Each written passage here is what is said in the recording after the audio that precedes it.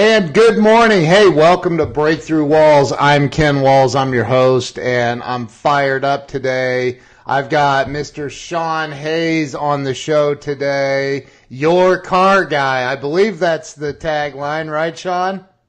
That's it, man. Shawn Hays, your car guy. I make car buying easy. Right on, dude. Well, hey, I appreciate you. We had to work through a couple of little technical issues, but we got it. So, dude, I appreciate you taking the time to come on. I know you could be selling a couple of cars right now, and so you're losing money. Oh, that's okay, man. I always got time for people in this industry who want to make it better, man. You know, what's weird is I've had, I've had some big players from the car business on the show, Frank Lopes and Lisa Copeland, who's a client of mine and dear friend of mine, and I keep saying I'm not in the car business, but even Glenn, I told Glenn Lundy, I'm like, dude, I'm not in the car business, and he's like, well, we've adopted you, so. But yeah, man, this show, I created this show. I'm the CEO of a company. I've been very, very successful in my career and life, and I did this to give back, and I truly believe that we grow and we gain spiritually and in life by sharing our stories so other people can hear how we've faced the trials and tribulations and broke through. So that's what this is about, man. Okay. You're not in the car business. You're in the people business. And That's you've got a lot of interesting people in the car business. That's So. right. That's right. My wife's like, are we supposed to be doing something in the car business? You know all these car people. I'm like, You never I don't know, maybe. man. You never know. Maybe. But let's start with telling everybody, like I've seen you. I've been on your live streams here and there. I know you work with Glenn Lundy down there in Kentucky, which is actually only about a 4-hour drive from where I'm sitting right now. Let's start with, though, telling everybody who you are, where you were born and raised. Yeah, man. My name is Shawn Hays. I am in the car business. I was born and raised in Canton, Ohio. I lived there until I graduated high school, and then I took off for my adventure through the world, through the country, I should say. Yeah. So you went to school in Canton. Yeah, man. Canton, Ohio. That's And, like 2 hours from me. Where are you at? I'm in north of Marion or south of Marion, Ohio. Oh yeah. Yeah. I didn't even know you were in Ohio, man. Yeah. I'm a big, are you a Buckeye fan? Dude, man? you can't live in Ohio and not be a Buckeye fan. Amen. Amen. My wife thinks we're all crazy. She thinks we're all crazy because you have a lot of passion in Ohio. That's for sure, especially for the sports. Dude, there's some people that paint their house scarlet and gray. I won't go that far. Like that's nuts. That's nuts. But you grew up in Canton. That's where you went to school, high school, all that. Did you go to college? I did not. No, I would not have done well in college. Some people are made for that. I'm definitely not. And I'm not using that as an excuse, but I would have wasted money. I would have wasted my time. I would have wasted the professor's time. I would have went at that point in my life. I was finding myself, and it took me years to find myself. So I would not have done well at school. I would have basically partied my way right out of school, to be honest with you. Right, right. I can totally relate to that. Totally. My wife just said OH. I-O. I love it, man. So, we've made national news here lately, unfortunately, but that'll all work out. But where did you go after high school then? What happened? Well, that's where my adventure started. What's amazing there is I've always had like a gypsy heart, gypsy soul to me, and at that point in my life, I hadn't figured out who I wanted to be and where I wanted to go. So I basically kind of tooled around a little bit. I come from a smaller town. I was very poor growing up. I didn't really get out of my bubble enough. So I moved to Chicago, Illinois, downtown Chicago. And I lived there throughout my 20s. And that's where I was a bartender for years, in the restaurant business. Again, I didn't know what I wanted to do with my life. I didn't know really at all what to do. And I found sales, when I was about 27, I would say. So I literally for about 7 years worked in the restaurant industry. Wow. And which, I'll tell you something. I've hired, I don't even know how many salespeople over the last 30 years. A lot. And I'll tell you something. The number one the best sales manager I ever hired was a GM from a high class steakhouse.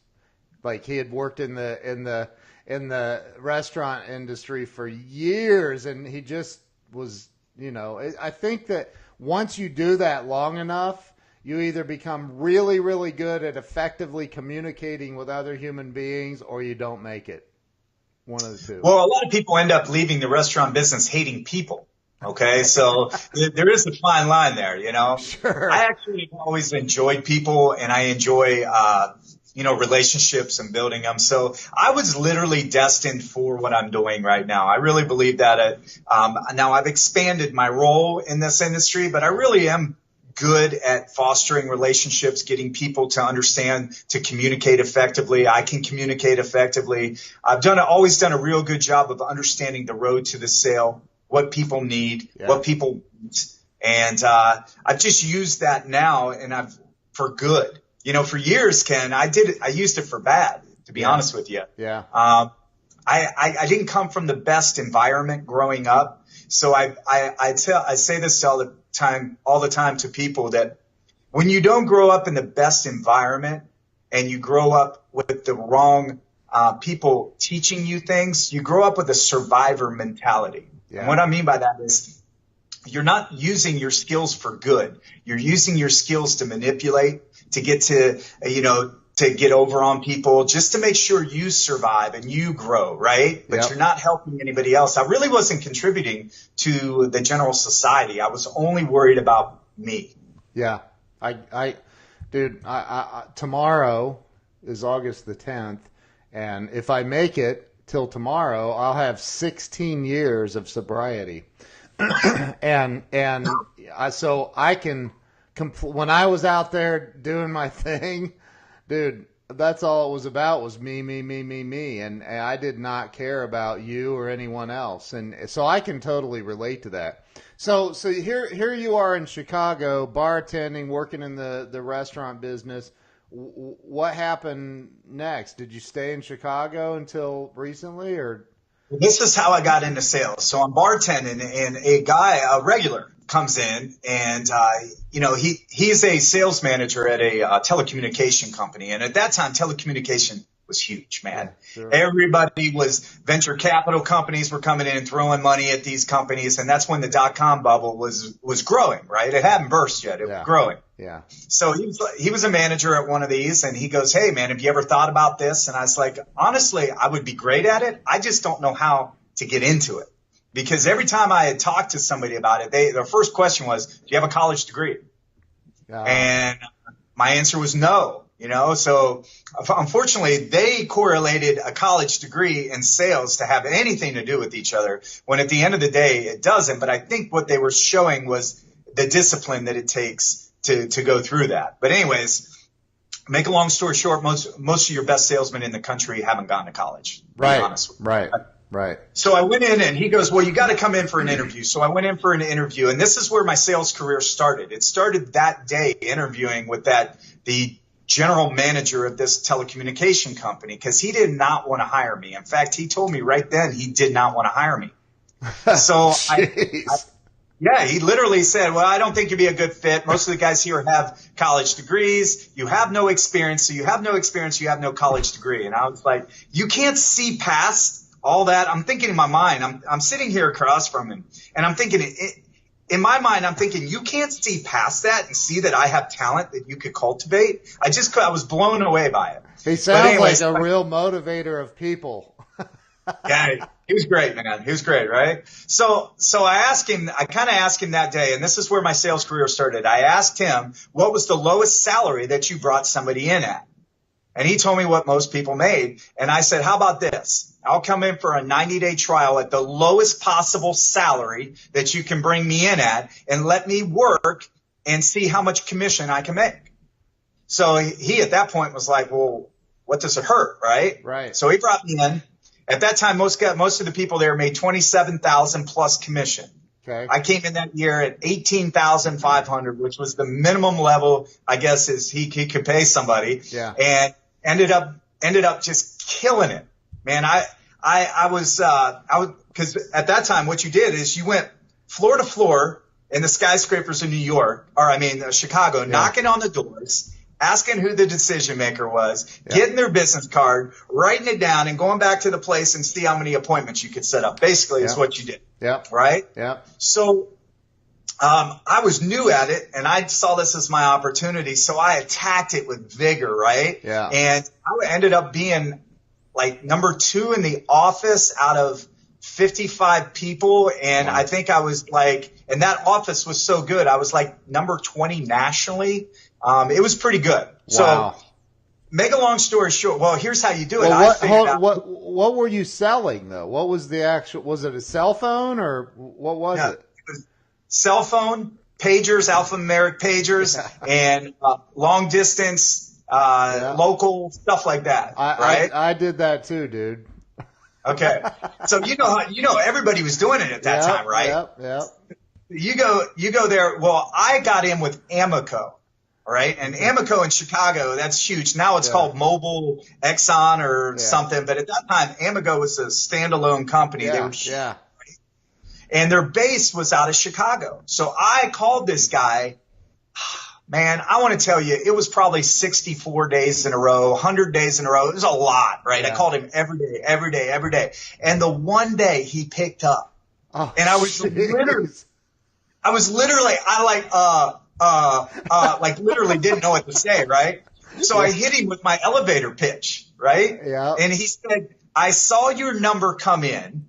And I knew it was you again because I'd left voicemails every day. And he said, if somebody called me that determined, I had to listen to see what they had to say. So I hit him with my elevator pitch, got an appointment with him.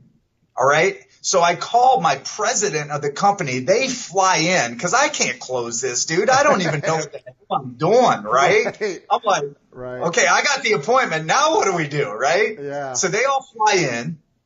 And we close that appointment down, and I get a national contract with Amico, and literally, I just was killing it every month because of that, right?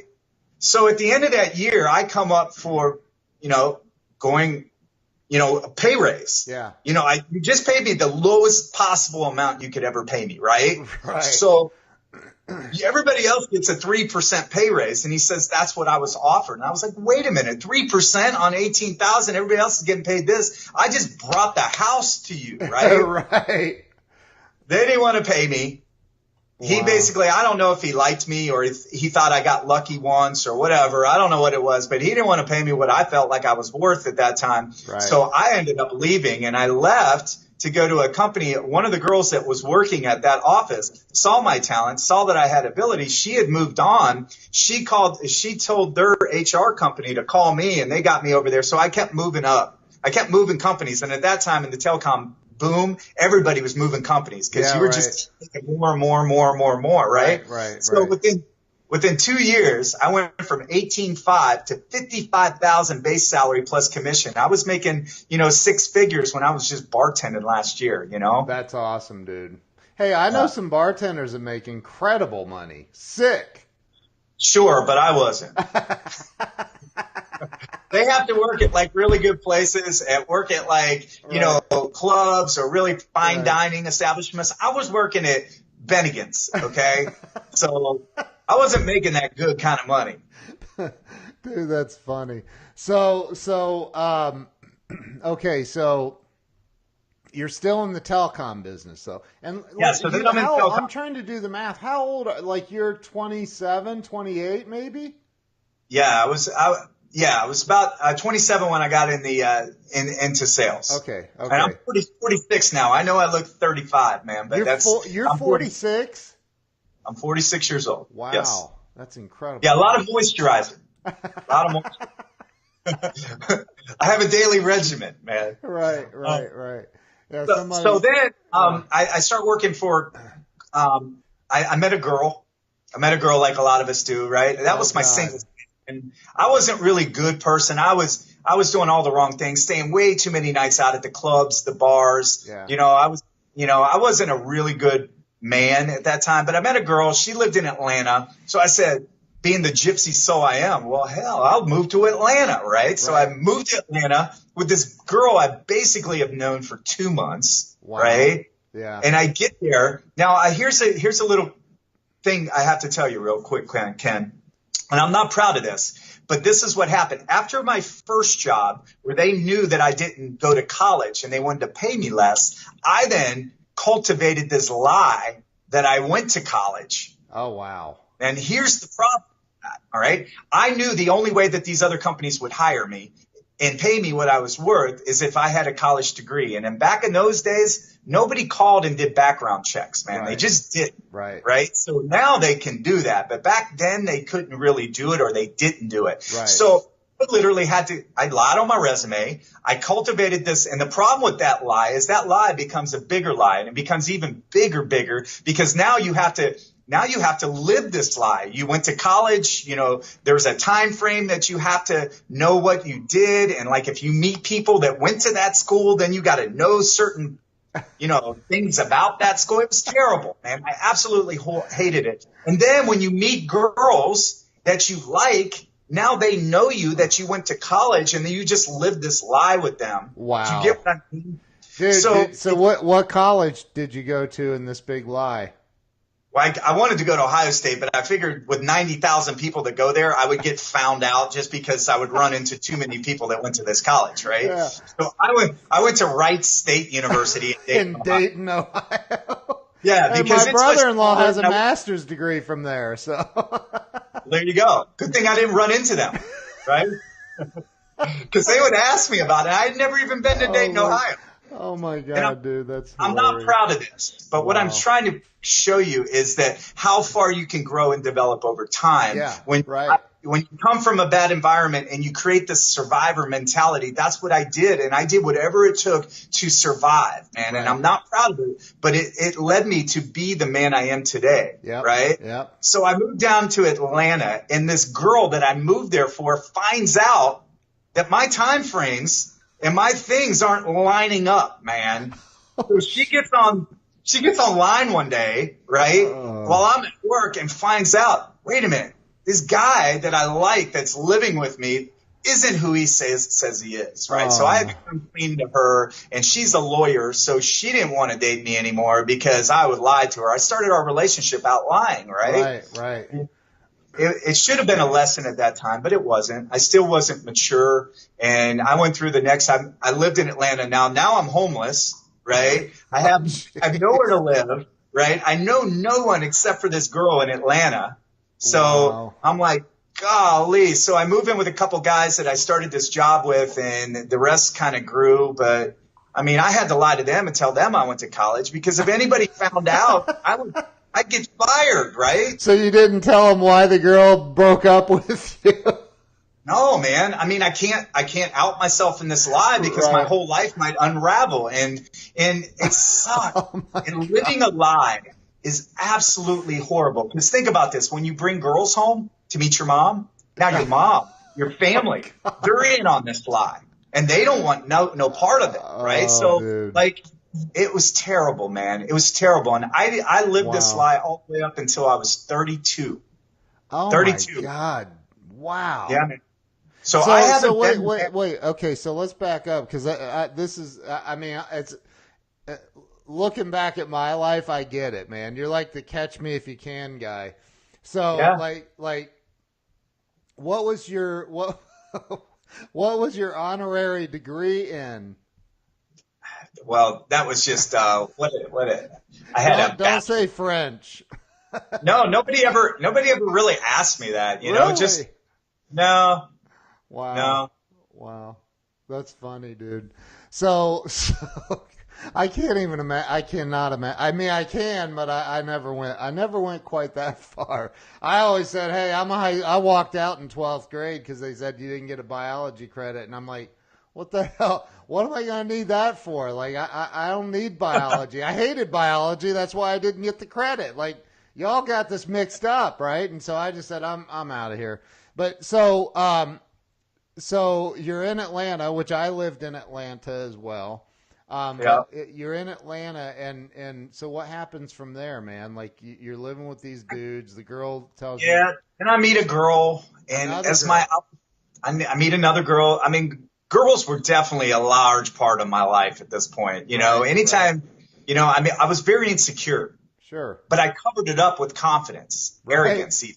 right, But I wasn't really confident about myself like I am today. I'm a very confident man now, but I'm a humble man now because I'm really truly confident. right. You get it?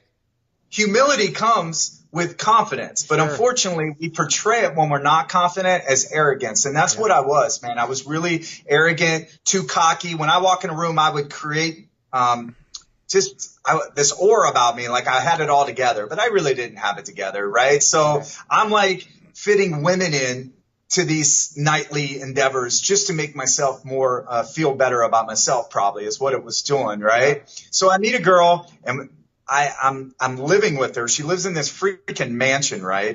Call me a gigolo, whatever you want to call me. I don't know, but like she has this really beautiful house, right? And she asked me to live with her, so I do. And I know I'm not. So I know I'm not supposed to. Buckhead? Is this in Buckhead? This is coming. Okay. Coming, Georgia. Yeah. All right.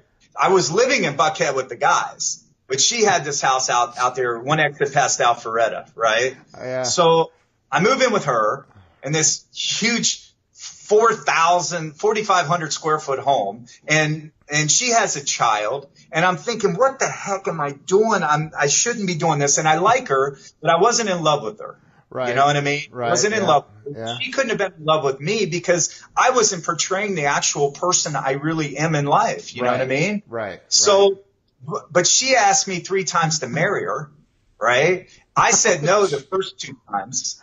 This is all true. This is all true, man. Okay, hold it. You said I said no the first 2 times. I said no 2 times. On the third time, Ken, I said yes because I didn't know what else to do. Yeah, right.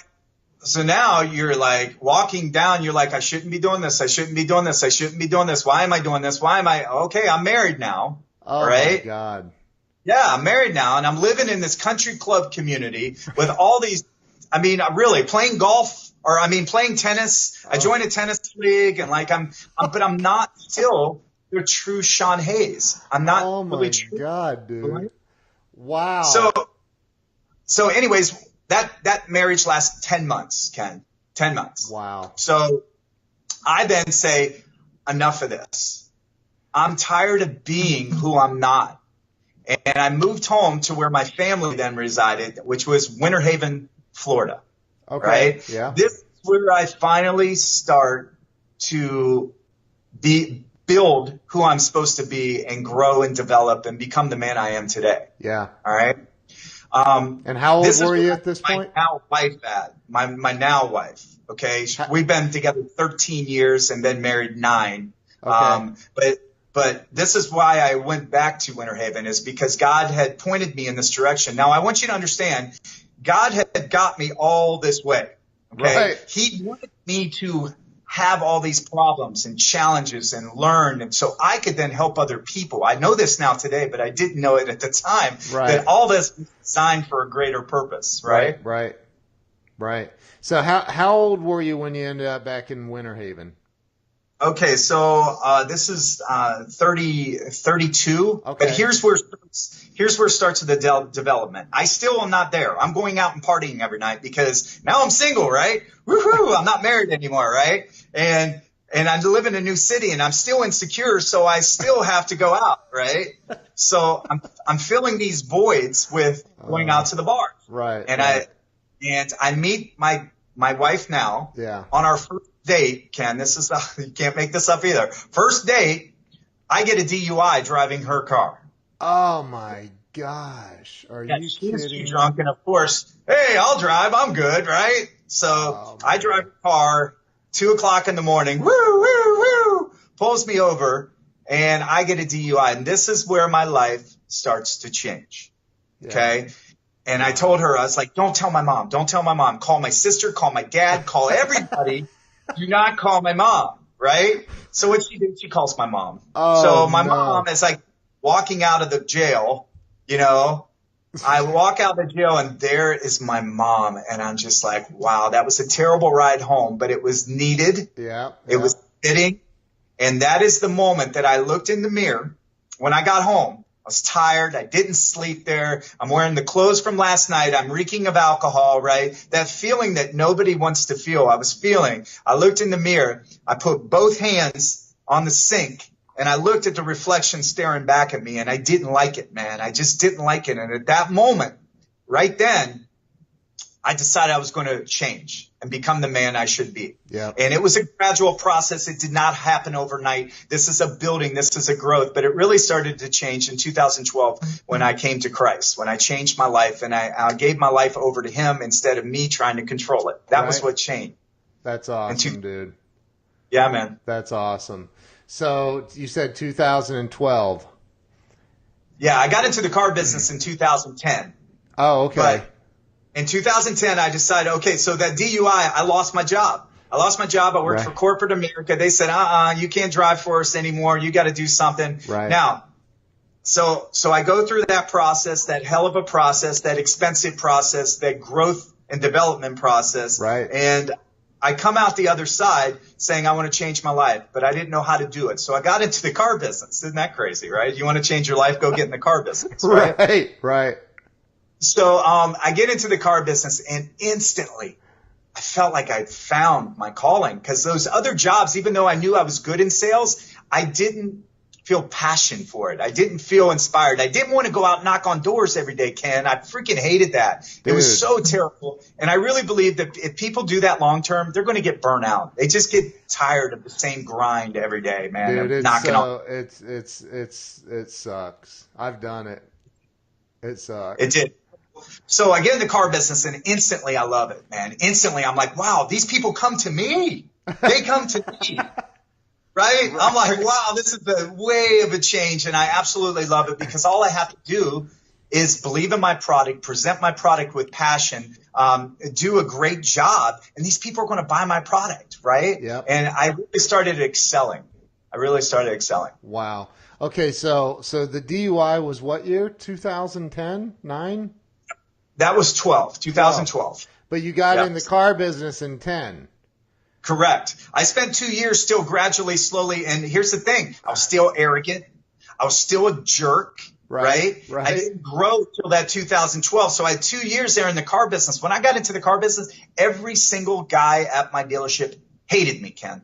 Right. Hated me. Right. Except for the managers. Right. Every salesman hated me because I was arrogant. Right. Every salesman hated me because I was kicking their butt. Every salesman hated me because I was number one on the board. I was blowing out, I was beating these guys that have been in the industry for years and years. I come in and I just was killing it because I took all the things I had learned from sales. Right. And I put them into the car sale process. So I understood the road to sale. I've been doing that for 12 years, right? 20 years. Yeah. But the problem was I hadn't become the humble spirit that I needed to become. Yeah. I covered up my insecurity with arrogance and I rubbed people the wrong way that I worked with and I didn't care. Right. But I really did. I really did care. I get Ken. it. Yeah. And passionately I cared, but I acted like I didn't care. I wanted everybody to like me and I knew I was a likable person if I would let people see the true side of me. But the only people that ever liked me were the people that got to know me. Yeah. And I didn't let a lot of people get to know me. Right. You know what I mean? Right.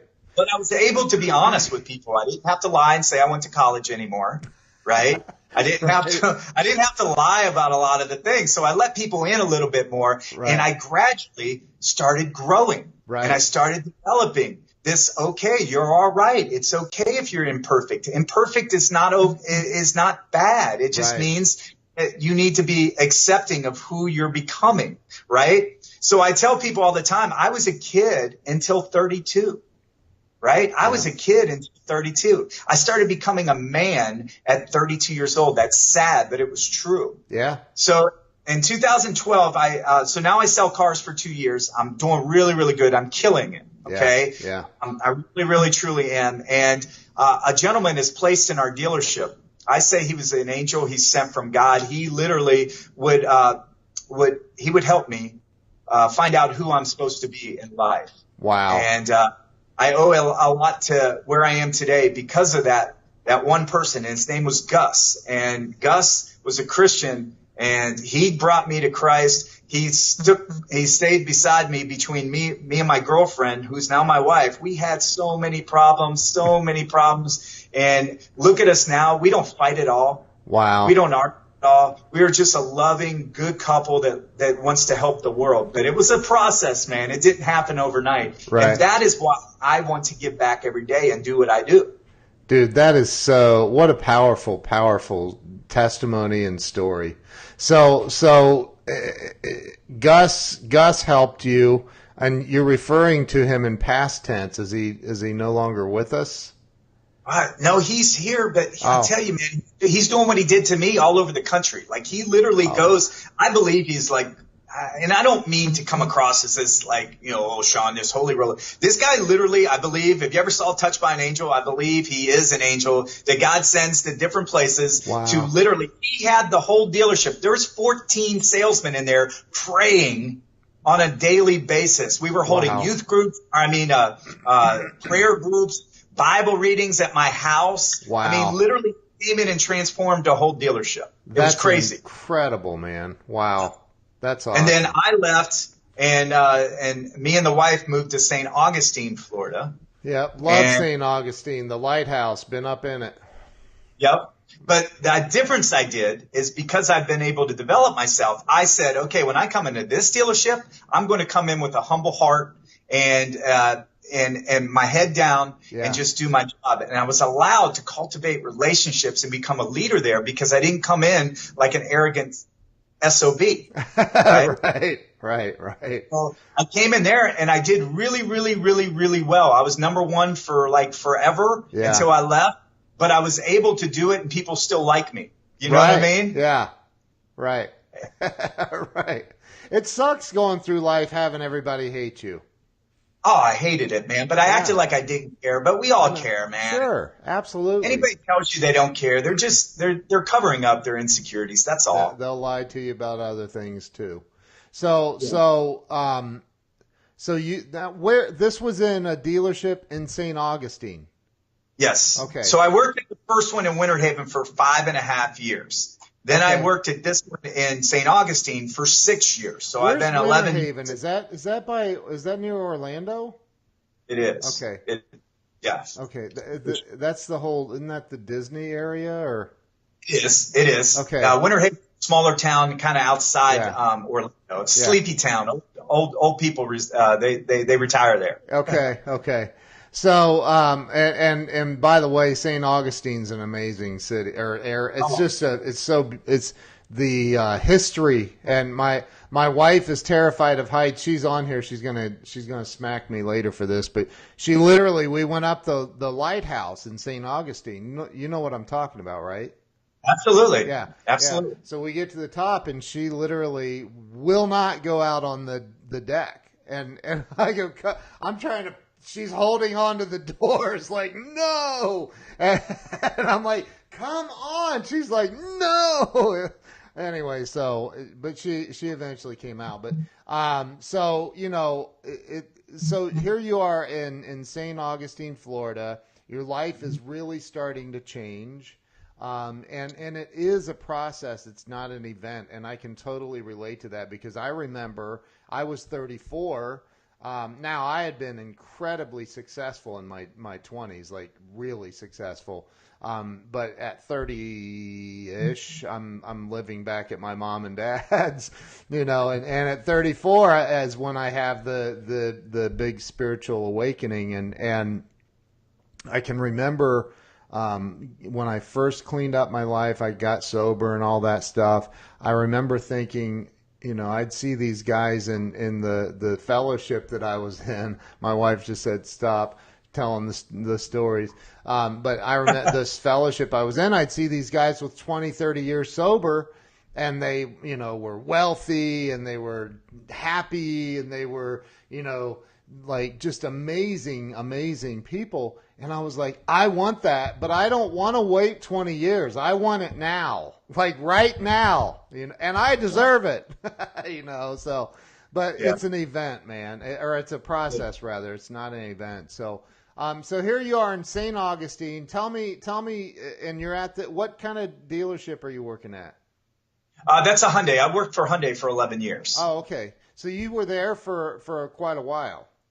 Yes, I did Hyundai for 11 years. I did 5.5 years at one, 6 at the other. And what's great about that is you just said it's a process. Right. Like I would become better every day. I would grow every day. But there is a point in your life, in your career, where you become stagnant. Yep. So I'm a better person, right? I'm a Christian. I'm helping people. I love work. I love being who I am. But I was making the same thing for 5 years straight, right? Yep. Which was at the higher end of the pay scale in our industry. But still, I wasn't inspired anymore. Right. Do you know what I mean? Yep. After 11 years of doing the exact same thing, selling the exact same cars to the exact same people as you do, I need inspiration. I'm a gypsy soul. Remember that, right? Yeah. So one day, I decide I'm going to attack social media.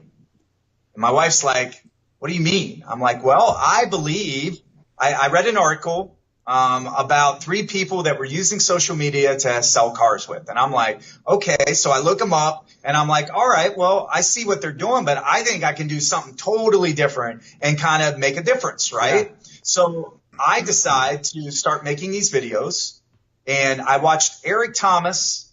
I watched me too. I watched Les Brown. Yeah. Right. Yeah. And I started watching these daily mornings. So I said, okay, I'm going to start getting up, changing my routine, start putting in a successful routine to become a more successful and inspired person. Right. And Eric Thomas was the reason that happened. I watched his and basically saying, if you want it the way you want it, then you have to quit talking about it and just do it. So I changed my whole life, started getting up at 4 o'clock in the morning, and I was so inspired that I didn't need an alarm clock anymore. Wow. I started doing these daily videos, and all of a sudden, I'm helping my industry, which I love, and I'm able to inspire myself at the same time. So I was getting twofold. I'm helping other people, and I'm helping myself. And next thing I know, my content starts getting better. I start my videos go from 2 minutes to 4 minutes to 6 minutes to now 25 minutes. You know what I mean? Right. But I just absolutely wanted to fill the gap of this industry, which is lacking, is training, teaching, cultivating people, life skills, growing them. Okay, a lot of people can sell cars, but they need life skills. That's what I needed. I needed life skills. Yeah. So I decided to not only teach people how to get better at selling cars, but teach people on how to grow and develop themselves, because I believe once you grow and develop as a person, you become a better salesman. It just happened. Yep. And so that was what I wanted to bring to my industry. I did not know that it would have the effect that it has had today. I did not know that it would change my life. I did not know that I would have, hustle and grind con and move to a different state to work as a leader in our industry, to get the social media chops that I have, and to have the, just to be where it is. I had no idea I would start a group, a sales hustlers group that's got 8,800 members, loyal members. I did not know any of this would happen, but it did as a byproduct of me being inspired, having a vision. And here's the thing, acting on your vision. Right. And that's the problem a lot of people do. And I did it for a long time. I would talk about it. I would dream. I would wish. I would talk till I was blue in the face. But I actually applied. Eric Thomas and Les Brown told me to apply action to it. And that's what I did, and changed my life. Dude, that's incredible. That's so powerful. So you start, and this is all while you're still in St. Augustine though, right? Correct. Okay. So, Now, and gosh, I can't even believe we're almost at an hour. That's insane. Oh, I can So talk for days, bro. no, dude, this is awesome. This has been incredible. And hey, it's my show. We'll go all day if we want to. I don't care. I know. Like, right? I mean, I guess I'm the one that imposes the time limits. Okay, at some So point though. Yeah, so I'm inspiring people, right? And I'm getting a large fan base, and people are coming on here daily for their daily dose of Shawn Hays and his motivation, inspiration. And it starts mushrooming. And to next thing I know, I have 5,000 people, you know, my videos like 10,000, 15,000 views. And I'm like, holy crap, what's going on? So I start this, not only this group, but I start a show on Tuesday nights called Sales Hustler Spotlight. And the goal of that was I don't want to just spotlight myself. I want to spotlight other people across this industry that maybe people don't know, that maybe their story and their sales chops can help somebody along the way. And that's how it all started out, right? Wow. So I had this guy on the show called Glen Lundy, right? Which I've never heard of him. Right. I don't think anything happens by chance or accident. I believe it was supposed to happen. So I have him on the show, and that is why I'm working here today, because he has a big social media presence. Myself and Dave Benson, who created Sales Hustlers, has a big social media presence. Yeah. But we both have the same vision, and that's the thing. Yeah. I want to change the industry, Ken. Right. But I can't do it alone. I'm not this stupid guy that believes I can just, I can do everything, right? I can't. I need power players. Right. I need people in power that actually can help me change people's mindsets, right? I can't do it alone, but I need to combine with people that have the similar vision as me. And then if we can combine forces, we can be power players. And that's what my vision was. And that's what's happening, man. Dude, that's so awesome. And I know that you are, you guys are both connected with Lisa Copeland and a lot of other great people in the car business, and just people that aren't necessarily in the car business. I'm not in the car business, so well, I don't know. I keep, whatever, right? I'm supposed to do something. Maybe I'll start a car dealership. So I was texting with Chris Saraceno last night. Him and I texted back and forth. Which he's been on the show. That dude's unbelievable. So you connect with Glen Lundy, and everybody on here, if you're not following Glen Lundy, like, he is just, I love that guy, man. He's freaking amazing.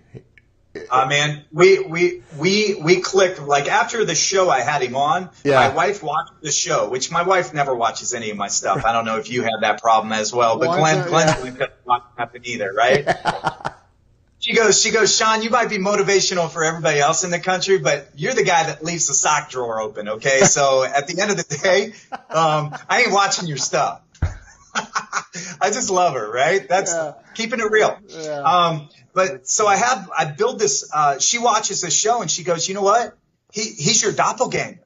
And I said, what do you mean? She goes, he is your exact guy. He went through trials. He went through tribulations. He went through a lifetime of manipulating and lying and being the person he's not today. Yeah. He's grown, developed. He's around your age. He's in the car industry, and you both have this magnetic personality between you, right? Wow. Yeah. So, and I agree with her. And next thing you know, we just become really, really good friends, and it builds and it cultivates. And here's the story for you. Me and Dave Benson were at the Rockstar Auto Conference. We were asked to speak. So we go and speak.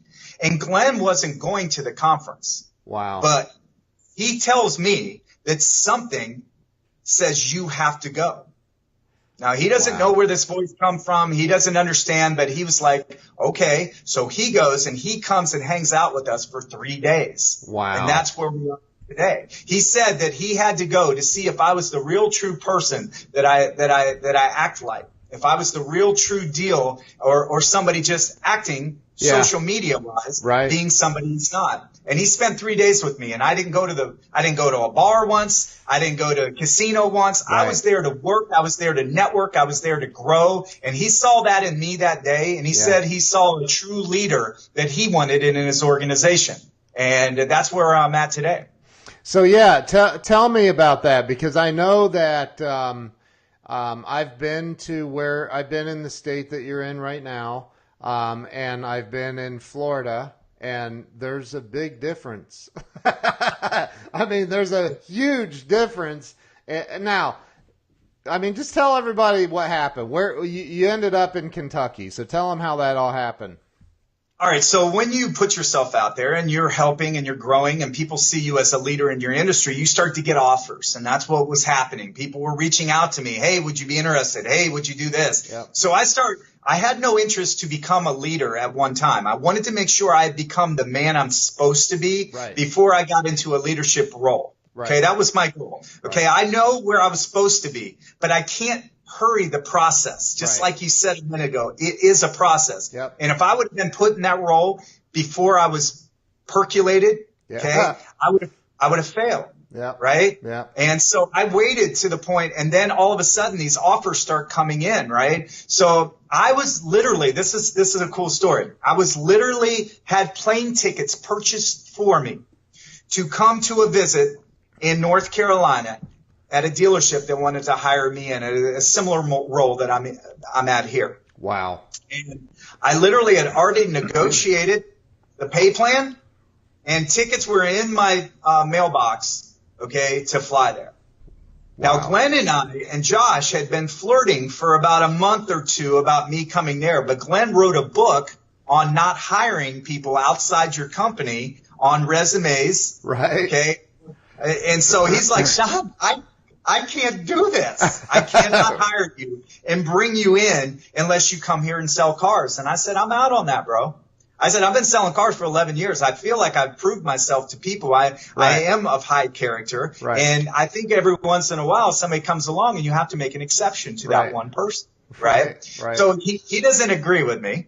Right. So we go away from each other. I make all these other reservations. I had 2 different companies I was flying in to interview them, make sure I interviewed the city, the people, brought my wife in to see if she liked the area. Right. Right. So when on Monday morning, I'm watching his Rise and Grind show he has on 5:30. That's a shameless plug. 5:30 Rise and Grind show. I know. I watched the replay. Right. So I'm watching it, and Glenn puts a shout out to me. Hey, Shawn, I got to give you a call later. So I said, okay, no problem. Yeah. So I get to work, and phone call comes in, Glenn Lundy, and he says, hey, have you taken any of those job opportunities yet? And I go, no, but I'm flying out Friday. This was, I think, Monday morning. I said, I already got the tickets. I'm flying out Friday morning. He said, and a long pause. I said, man, just talk to me, man. What's going on? He said, well, would you be interested not going on any of these appointments? And I said, whoa, what happened, man? You basically told me you didn't want me. What happened? He goes, it's not we didn't want you. So anyways, he says, what would it take to get you here and to cancel those other appointments? I said, well, I'm not going to burn those bridges because those people, I don't want to do that. Right, I get there and you say, I don't want you, I'm screwed, right? So he says, look, man, we want you. We got to have you. Josh Cummings wants you. I want you. What do we got to do to get you here? I said, well, you have to kind of give me something that is, as long as my family likes it, we're in. And he says, yes, come. So we fly in. I have to call this other company, Ken. It was terrible. Right? I have to call him up and say, hey, man, I'm sorry, but something is drawing me to this place. I have to work there. I have to work there. And I got this opportunity. And that guy, straight class. You know what he said? He said, I understand, man. I got your back. No problem. I'm always here for you if you need me in the future. And I will always remember that about him. That's awesome, man. Well, I fly in and my wife and I get wined and dined for a couple of days. We fly home and I decided, man, I have to work there. I want to work there. So you fly into Kentucky. I fly into Kentucky. Glenn picks us up to the Paris International Airport. Actually, it's in Lexington. Yeah, Lexington. I know, I'm just teasing. But yeah, it's a small little town, man. Small little town. Now, we live in Lexington, which is 14 miles outside. And that's the second biggest city in Kentucky. So it's a fairly large city. Right, it has about 300,000 people in it. So it's not small, you know. Right. And my wife and I, we meet with everybody and we go out to dinner with all the bigwigs here. And, man, I just know the vision. They never had me, Ken. Do you have a moment? Did I tell you this story? Yeah, dude, we got all day.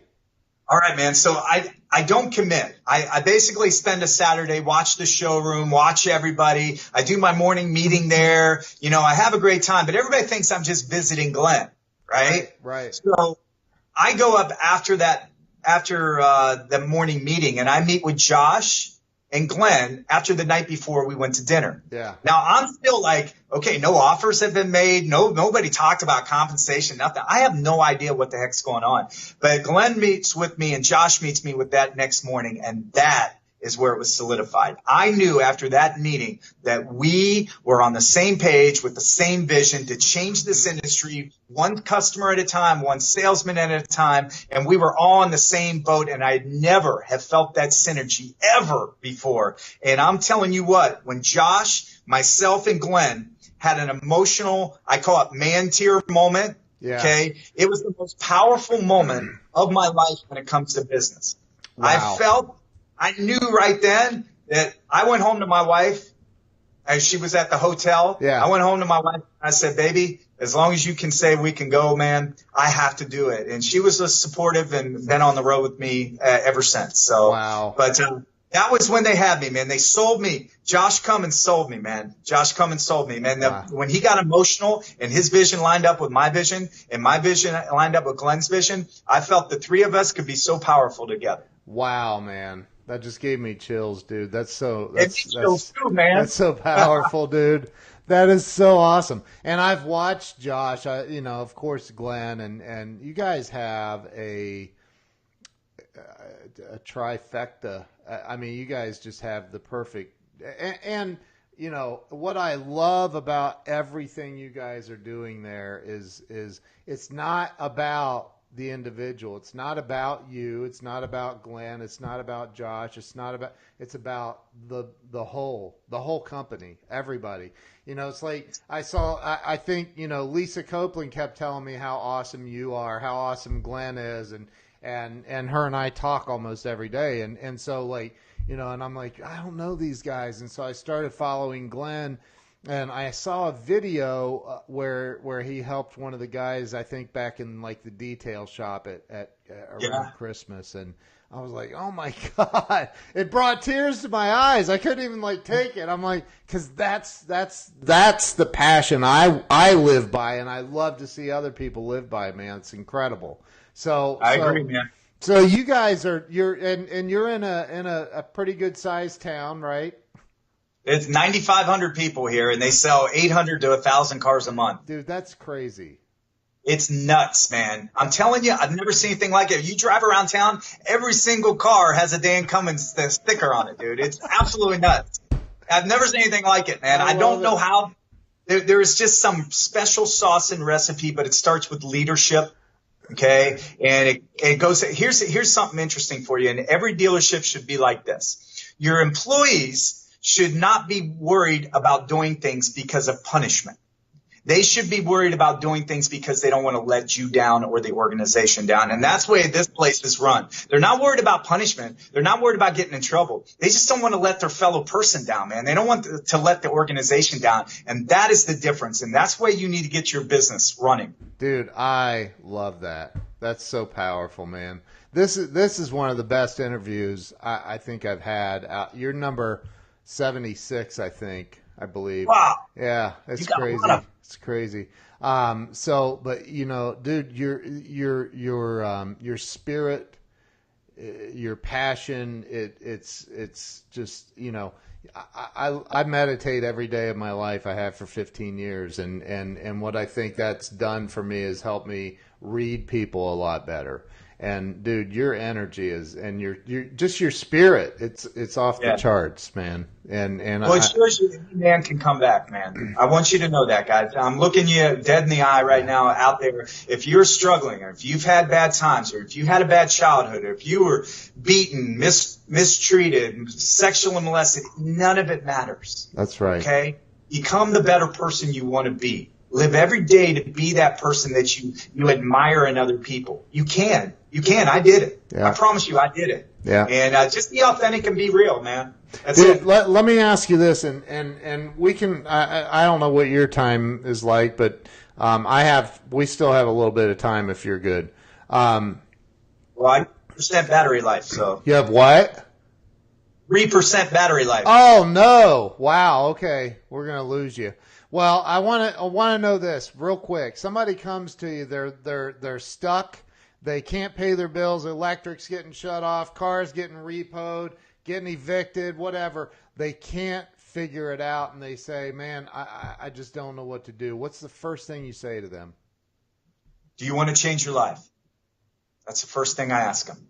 Because if they're not willing to change their life, then nothing's going to change. Okay. Yeah. And I found out I can't help you. Ken can't help you. Nobody can help you until you're willing and ready to change your life. That's what it took for me.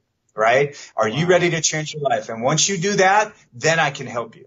Dude, you freaking rock, man. Like that's a great answer. So listen, I you're at 3% battery. Wow. So hey, man. We can do it again, Ken. We can do it another day, man. I love you, bro. Dude, this is awesome, man. I'm gonna have you back on because you just got to Paris, Kentucky, like recently. How long ago? It's my first month, man. I mean, I trained the last 2 weeks, the last month, and I hit the floor as a sales manager here on the first of the month. So wow, good for you, man. That's amazing. I'm only 4 hours away. I told Glenn the other day I'm coming to see you guys. And I'm gonna buy my next car from you. Don't put me off on another sales guy. So I'm coming to Kentucky. I'm buying my car from you, my next car. So listen, I appreciate you coming on. How can everybody follow you, man? Follow me on Facebook, Shawn Hays, man. It's real easy. I have a YouTube channel, Shawn Hays, or Your Car Guy Shawn. But if you ever need anything, man, I try to help as much as I can. I am getting a little overwhelmed, but we do have a group on Facebook called Sales Hustlers. Now, you have to be in the car business. If not, I don't allow anybody outside it. I don't want people to pitch products, and I don't want a bunch of – I'm in there. Are you? I didn't know that. We're kicking you out, Ken. Oh, great. Just kidding, buddy. Just kidding. Just reach out to me, man. Yeah. I'm here for you. I promise you, I'm not going to big time you, big guy you. I'll try to help as long as I have time. Dude, you rock. You rock. Everybody make sure you go follow Shawn right now, as soon as we finish this. Shawn, thank you from the bottom of my heart. I really appreciate you coming on, man. Great story. Yes, sir. God bless, buddy. God bless you too, man. Thank you. All right, you guys have an awesome day. Thank you for all the likes, the hearts, the crying laugh faces, and the shares, and we'll see you guys tomorrow.